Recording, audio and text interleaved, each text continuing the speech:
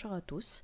Alors aujourd'hui je vais vous montrer comment ajouter un pack que vous avez acheté dans votre projet, même si ça a une version différente. Bon, c'est pas très difficile, mais il faut quand même prendre un petit peu la main. Donc disons que je veux utiliser cet asset dans un projet, une version 5. Parce qu'aujourd'hui, par exemple, il y a plusieurs assets qui sont compatibles avec la version 4.27.2. Aujourd'hui, on est à cette version-là. Donc là, on va dire la LTS d'un Unreal Engine, comme ça pourrait être pour Unity. Donc du coup, si je clique sur Ajouter au projet, vous voyez que là, il me propose que les 4.27. Si par exemple, je veux utiliser ce type de pack dans une version 5, je clique sur Afficher tous les projets. Et je vais choisir par exemple une version 5 qui est celle-ci. Donc là, on voit bien qu'il me dit élément non compatible avec la version 5, veuillez sélectionner la version la plus proche.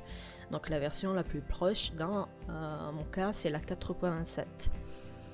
Donc il suffit de cliquer ici et de passer sur la 4.27 et ajouter au projet. Après, l'asset il va se insérer vraiment dans le projet, donc il n'y aura aucun souci.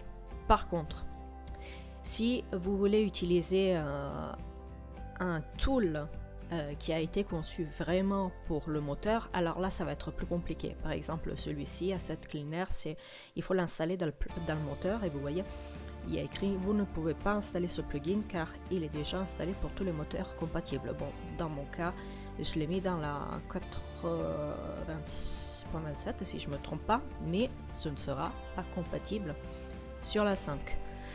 Et donc malheureusement il va falloir attendre la mise à jour.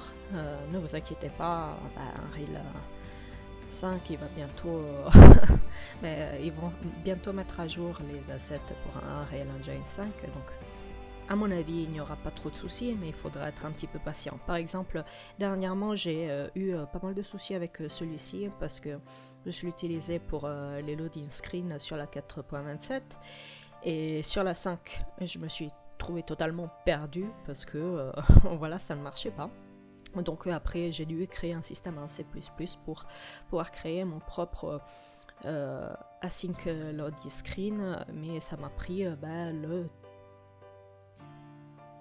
triple du temps, si peut-être plus, sûrement plus. Donc voilà, ça arrive, et surtout quand on est pressé d'utiliser la nouvelle version.